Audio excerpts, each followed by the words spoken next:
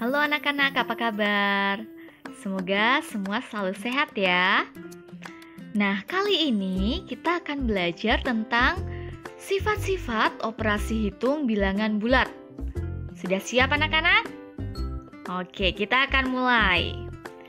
Nah, sebelumnya, kenapa kita perlu belajar tentang sifat operasi hitung bilangan bulat?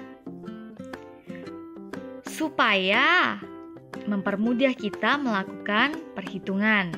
Iya, betul. Nah, kita akan belajar 3 sifat operasi hitung bilangan bulat, yaitu sifat komutatif, asosiatif, dan distributif. Kita akan lihat satu persatu. Yang pertama adalah sifat komutatif. Sifat komutatif itu berlaku pada penjumlahan dan perkalian. Bagaimana dengan pembagian dan pengurangan? Sifat komutatif tidak berlaku untuk pembagian dan pengurangan. Yuk, kita coba perhatikan. Yang pertama, sifat komutatif pada penjumlahan. Misalnya 4 ditambah 2. 4 lingkaran merah ditambah dengan 2 lingkaran hijau. Berapa coba hasilnya? Ya, hasilnya adalah 6 lingkaran. Di situ warna tidak mempengaruhi karena yang ditanyakan adalah jumlah lingkarannya. Oke? Selanjutnya, bagaimana ketika posisinya kita tukar? Jadi 2 ditambah 4. 2 lingkaran hijau ditambah dengan 4 lingkaran merah. Berapa coba hasilnya? Ya, hasilnya adalah 6. Di sini bisa kita lihat bahwa hasilnya adalah sama. 4 ditambah 2 hasilnya sama dengan 2 ditambah 4. Sehingga kita bisa simpulkan bahwa A ditambah B sama dengan B ditambah A. A dan B merupakan bilangan bulat. Selanjutnya, sifat komutatif pada perkalian. Misalnya di situ 2 ditambah 2 ditambah 2. Ada 2 lingkaran merah ditambah 2 lingkaran kuning ditambah 2 lingkaran hijau. Kita bisa tuliskan 3 kali 2. Anak-anak tentu masih ingat ya, perkalian itu merupakan penjumlahan berulang. 3 kali 2 itu bisa kita tuliskan 2 ditambah 2 ditambah 2. Berapa hasilnya? Ya, hasilnya adalah 6. Sekarang kita coba lihat. 3 ditambah 3. 3 lingkaran biru ditambah 3 lingkaran merah. Kita bisa tuliskan dalam bentuk perkalian adalah 2 kali 3. Artinya 3 ditambah 3. Berapa hasilnya?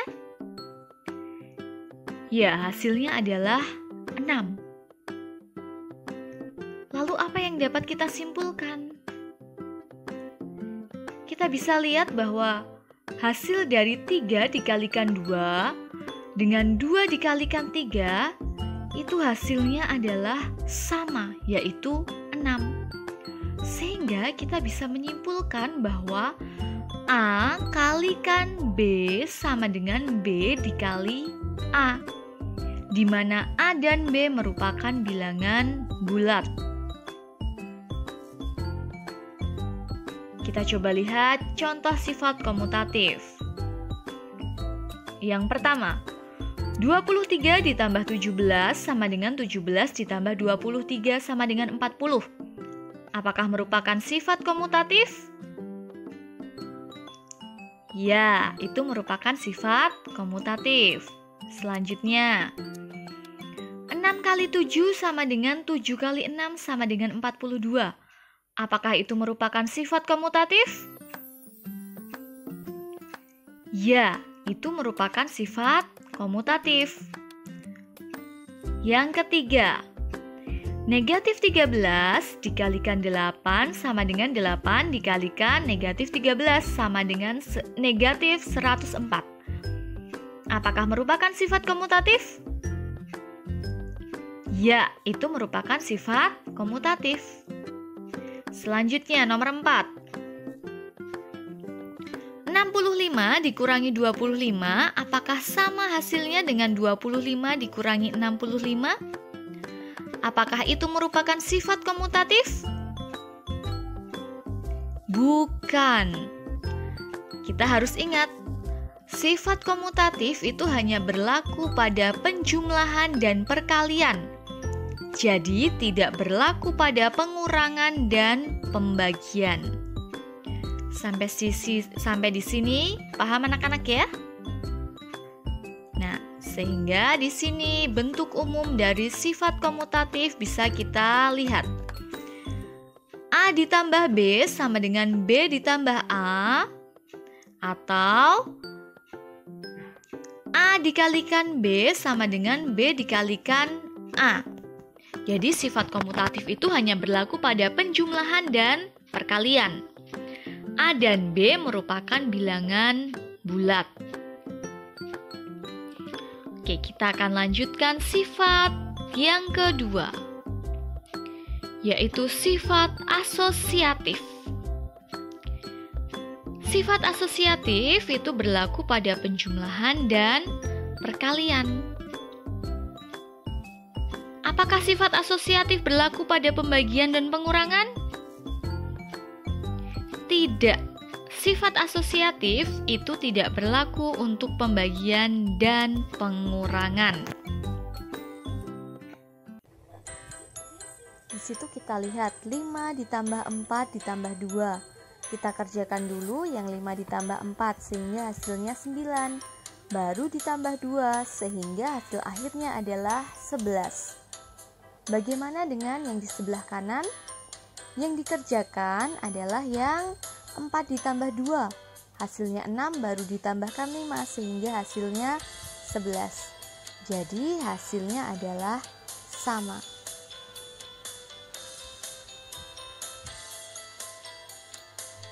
Berikut merupakan ilustrasi sifat asosiatif pada perkalian.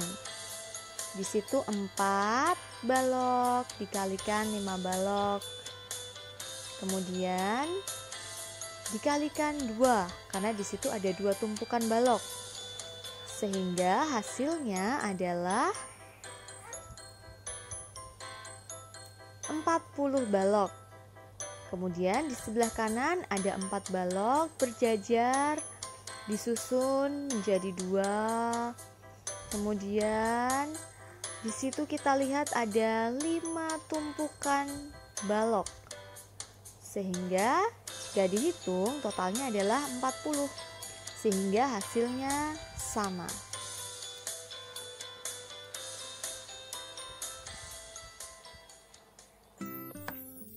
Kita bisa lihat di sini anak-anak, bentuk umum sifat asosiatif adalah A ditambah B ditambah C sama dengan A ditambah B ditambah C dalam tanda kurung. Di situ dilihat perbedaannya adalah letak tanda kurungnya. Begitu juga dengan perkalian. Nah, di situ bisa kita lihat bahwa letak tanda kurungnya itu berbeda ya anak-anak. Kita akan coba contoh berikut. 33 ditambah 22 ditambah 13. Nah, dari sifat dan bentuk seperti itu, apakah itu termasuk sifat asosiatif? Ya, itu merupakan sifat asosiatif. Kemudian contoh yang kedua, apakah itu merupakan sifat asosiatif? Ya, itu merupakan sifat asosiatif. Yang ketiga, apakah itu merupakan sifat asosiatif? Bukan. Karena kita tahu tadi di awal bahwa asosiatif hanya berlaku pada penjumlahan dan perkalian. Sampai di sini paham ya anak-anak ya? Oke, kita akan lanjutkan sifat yang ketiga, yaitu sifat distributif. Sifat distributif itu berlaku pada penjumlahan dan pengurangan. Kita coba lihat. Sifat distributif terhadap penjumlahan. Misalnya A dikalikan B ditambah C. Di situ penjumlahannya adalah B ditambah C. Kita bisa lihat bagaimana bentuk distributif atau bisa disebut juga dengan penyebarannya. Nah, A dikalikan B bisa kita tulis A kali B. Kemudian karena itu tanda tambah, maka kita tulis juga tanda tambah. Kemudian A ke C seperti tanda panah itu artinya A dikalikan dengan C. Sehingga bentuknya A dikalikan B ditambah C itu bentuk lainnya adalah A dikalikan B ditambah A kali C. Kemudian bagaimana dengan bentuk kebalikannya? Atau di situ bisa kita lihat A kali B ditambah A kali C. Bagaimana bentuk lainnya? Ya. Di situ kita tuliskan bahwa ada A sebanyak 2, makanya kita tuliskan A. Kali B. Nah, karena di situ ada tanda tambah, berarti menyesuaikan juga tanda tambah. Kita lihat di situ ada tambah A. Nah, baru ditambah dengan C. Itu adalah bentuk distributif terhadap penjumlahan. Sekarang sifat distributif terhadap pengurangan.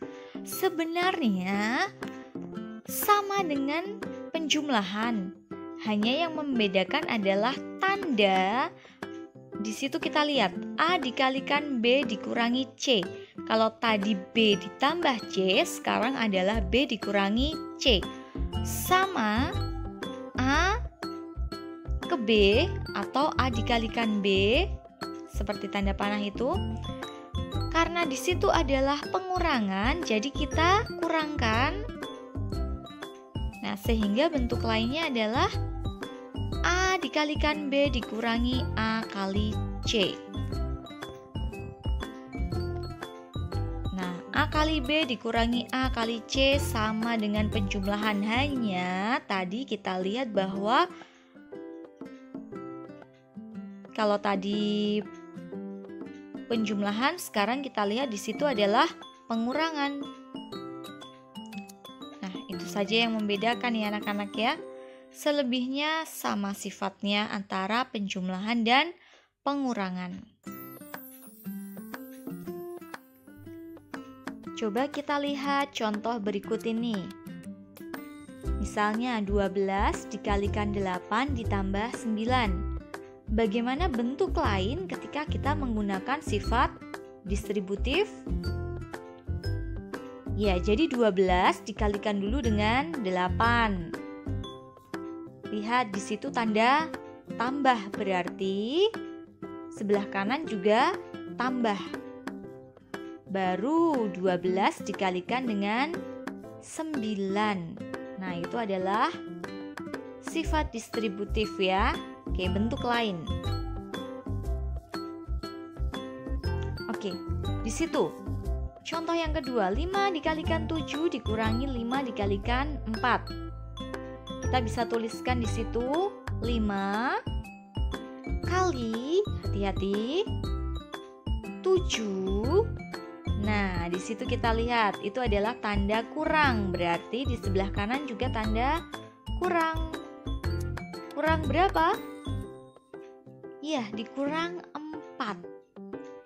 Itu adalah bentuk distributif atau persebaran. Sampai di sini paham ya anak-anak ya?